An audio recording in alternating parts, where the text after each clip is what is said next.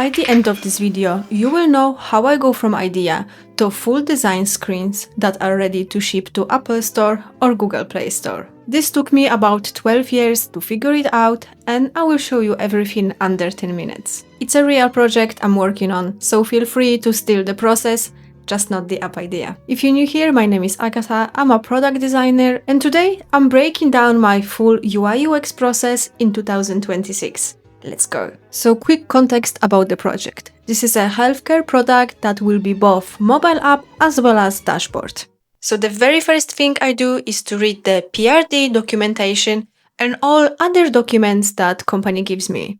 I want to understand what the app is about, what problem we're solving, and if there are any constraints I shouldn't ignore.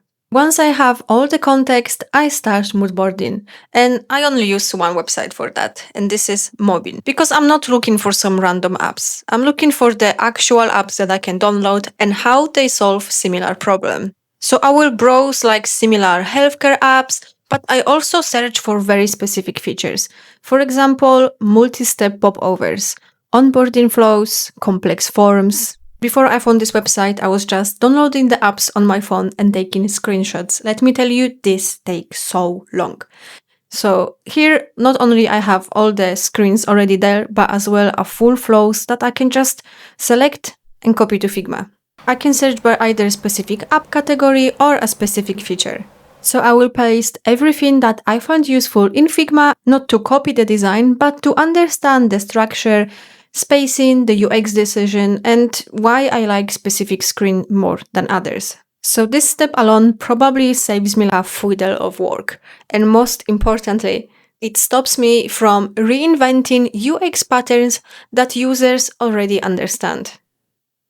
I'll be honest, the next step is not the most exciting one, but we do it anyway. So it's the flowcharts and the user personas. The user group is very specific, different age, different tech confidence level, and they most likely gonna switch between mobile and dashboard during the day. So there is a lot of constraints and a lot of ways to mess it up. Because this is a healthcare product, accessibility is really important. So I write down everything like the font sizes, contrast, readability. I also note down how and where the people are gonna use this app. So it will be mobile, desktop, but very often switching between the apps. So the experience needs to work really well on both devices without hiding any features. This part isn't about the visuals, it's about not forgetting about critical requirements later.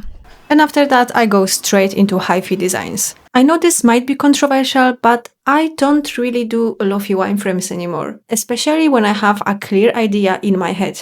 So instead, I spend loads of time brainstorming with the app owners, and I just skip the lofi wireframes completely. I started with a few hi-fi screens, and I also built the design system in the meantime, the spacing, topography, and all the base components. Once we align on the direction, I finalize all the design system and rest of the screens. But this wouldn't be possible if not this. For the past 2 months, we had meetings every week when I was presenting them with the updates, what I did so far.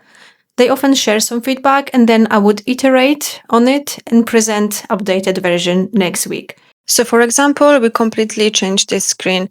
I initially did like the today overview banner, but after feedback that it looked unclickable and there is no actions, I've decided to just do a cards and with the clear button to view more. Similarly, gradient, I had different idea first, so I toned out the colors. The My Task section also wasn't clear enough what's going on. It looked good, but then we decided to go with different direction instead of task, call it actions. And also updated the mobile navigation with the bigger button. This might look like a very small tweak, but trust me, it changed completely how users interacted with that screen. And this is why I like to work on the hi-fi designs straight away. Feedback is much more honest when people can actually use the product. So far everything went smooth on this project. We had weekly meetings, updated what needed to be updated, and we've been doing progress super fast.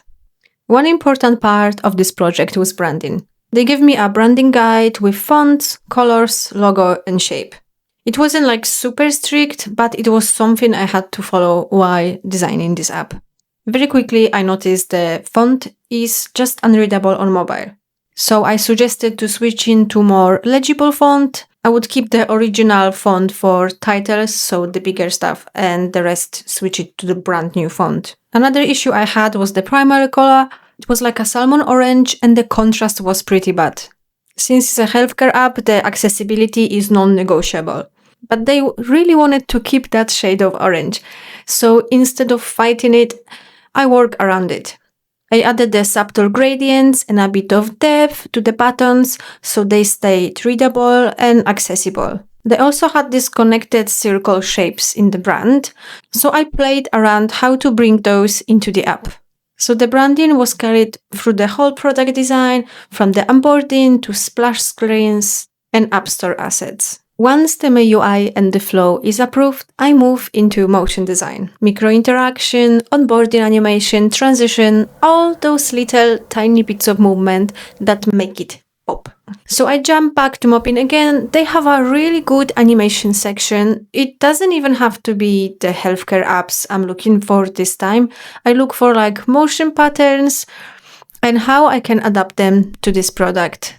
Some animations I did in Figma with the prototyping, but most of them I did in the Lottie Lab.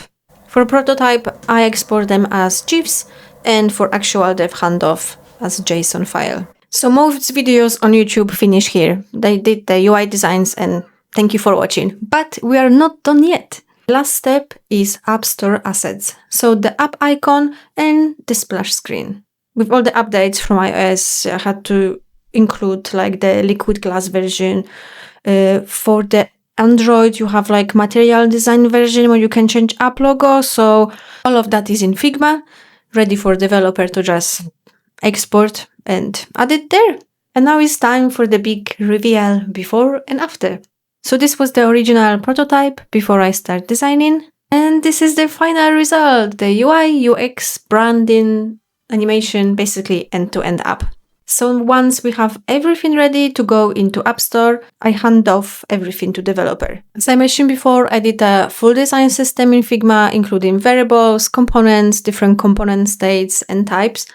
So everything stays consistent and all the prototypes are fully clickable. One thing I always do for developers that make them love me more is I do record videos. I go to Figma prototype mode and I walk through the key user flows, so like onboarding, creating action, main interactions.